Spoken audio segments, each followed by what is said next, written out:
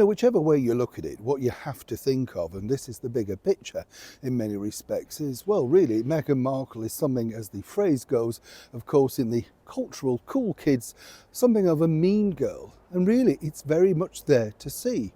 In my opinion, time and time again, she's openly derided and, some might suggest, of course, bullied Catherine, the Princess of Wales, on the world stage. This is because whatever she decides to do, equally, it's timed at pivotal moments, not just actually in Catherine's time, but also in His Majesty the King, Queen Camilla. She can't be happy, seemingly, for anybody else's success, unless, of course, she gets what she wants. And Harry detailed that, didn't he? He basically said that now all senior members of the British monarchy, once they'd apologised, well, they wanted that HRH title reinstated. Oh yes, 100%. And people would be bowing and scraping, of course, when Meghan came back. If you don't believe me, it's very, very clear, because as the sort of thing unfolds behind the now laughable Harper's Bazaar featuring, of course, Meghan as the star of that particular magazine's month, well, you just realise how deluded and how deranged, some people might say, Meghan is now becoming. As ever, let me explain. Morning, chums, nice to see you. Thank you so much as ever for joining me today, and welcome back one and all. I hope you're keeping well. I'm loving hearing where you're from, literally, so love it. And thank you for your comments about Christmas toys and all that sort of stuff. Where do we get them from and what was your first toy? It's always interesting, isn't it? You never remember the big, sort of the small things, do you? It's the big present, because it was so impactful. I remember my record player. Yes, do you remember? Well, yes, and it was you put the arm on. However, wherever you, I know, well, the arm on the record, right?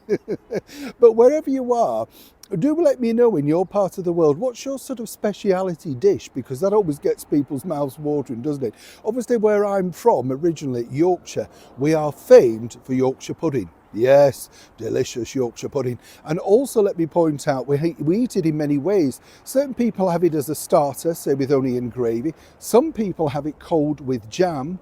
I just like it anyway, to be honest. And then, of course, you have it with your roasties and your meat and your turkeys and all that sort of stuff. So do let me know, what is your sort of neck of the woods famous for? Is it a cake? Is it a savoury? And do you still make it, or has it now gone out of fashion? Fortunately, the puddings are very much here, still to stay. If you've not tried it, delicious. Quite easy to make as well. Yes, let's get back, of course, to your royal story of the day. I'll get told off for that, but I love sharing things. Yeah, I don't care. Absolutely. No rubbish. Let them moan on. Right, now the thing is, Meghan Markle, as I said, in my opinion, very, very mean in the way that she operates, right? Simply because, time and time again, she could just show a little bit of kindness, right? And throughout all of her interviews and her sit-downs and her chats and her podcasts and everything, she talks about authenticity. And in that laughable final Netflix, trailer, she talks about wanting to connect with people that matter the most around you. Oh, we haven't done a wave, have we, by the way? Nice to see you, sorry. Yes, and the thing is, it just must be embarrassing for all the production team, knowing that she doesn't speak to her own family. Dory is now not included. Apparently all the people that she cares about are just minor celebrity friends in somebody's rented kitchen that she doesn't really care about, because she can walk away and leave the mess. You get the picture.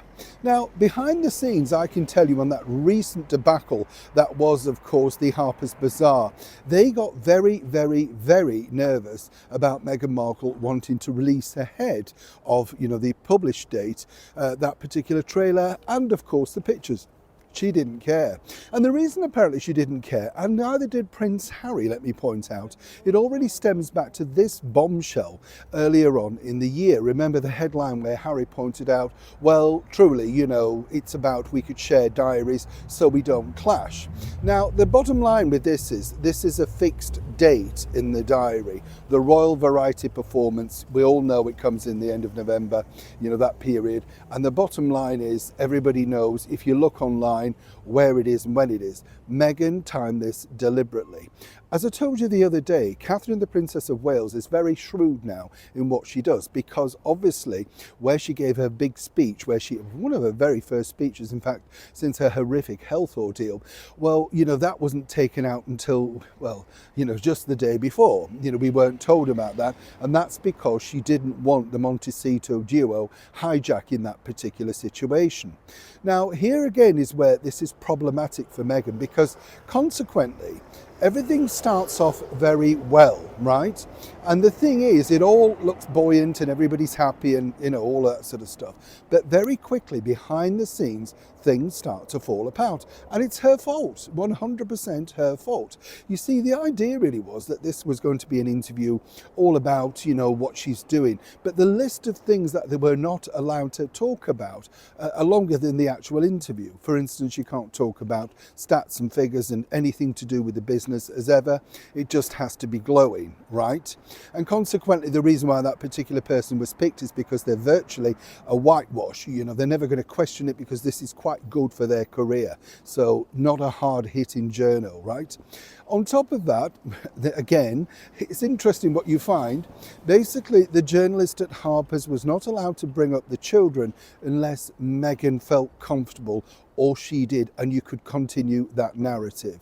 On top of that, you're not allowed to mention the Netflix thing where she's being dumped, you know, because they don't think she can make them any money, etc. You get the picture.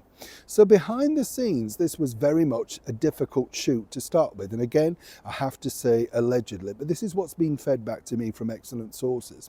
Now, as I said, she could have taken this opportunity to actually say, just very nicely, and this is the mean girl in Meghan, right?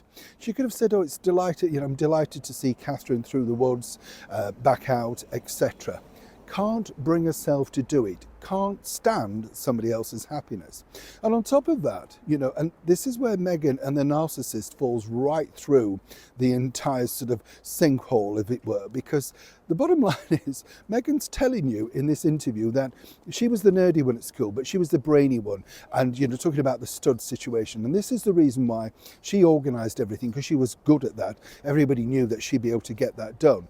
And basically everybody, even her children, oh, you know, the bottom line is they struggle with certain things, but consequently it won't be as hard tomorrow because I've had so many insurmountable struggles. You get the picture. Now, I would say behind the scenes that Harper's are not too keen on Meghan Markle. Now, why? Here's the deal. You see, the idea really was this. As you know, Meghan wants to now move into fashion, right? Big time. And that's the reason why she's copied the likes of Victoria Beckham with the looks and everybody. Nothing is original. She does not have an original idea. And all the concepts, I might point out, were Meghan's, right? Not the magazines. They were Meghan Markle's idea, right? So consequently, they just went along with what they thought. The zooming in on the camera on the Balenciaga rail, that is because she wants to work with them. She hijacked them. She wants to work with them. That's saying, I'm giving you all of that publicity. There were other fashion brands, but nobody's come forward. That's important. Secondly, they had muted an idea about Meghan becoming a future guest editor of the magazine if this goes well. And on top of all of that, if that went well or not, or whatever the case may be, well, consequently also on that, there could be something of a regular beauty column. Now, we saw how Meghan is angling this, and she's slowly dumping the jams and the honeys and everything like that. This is a final hurrah with Netflix. Nobody's going to pick up that dud. I mean, it's just a dud. By looking at the trailer, it's everything you need to know is in the trailer. There's nothing worth watching. No surprise A-list guests, nothing. Now, where this gets even more interesting is this, that if she got her own beauty brand, as it were, the idea really would be that Meghan may, of course, review certain beauty brands with an alignment to see whether they could get on board with Meghan, right? To prove just what an industrial strength, a powerhouse she is in that particular arena. As I said, what's interesting is she's already dumped the jams. People just haven't worked it out yet. You know, Netflix not stocking them is a big sign. The few bottles of wine in the friend's bookshop not cutting it. But behind the scenes, what's going to be interesting is now, after the backlash of exactly everybody working out why she pushed hard and fast to get that particular product out there, on the day of Catherine, literally at the Royal Variety performance, a double whammy to try and wipe her off the front pages, but many newspapers ran with Catherine looking resplendent in that beautiful green dress. But Meghan doesn't care. And as I said at the start of the video, nobody can get away from the fact, including the staff behind the scenes at Harper's Bazaar, that Meghan truly is one mean girl. And even a lady who's gone through a terrible health problem, she can't bring herself to say in public, I wish her well. That would have changed everything. That was a question, apparently, that was off limits. Neil Shawn, Kensington, London.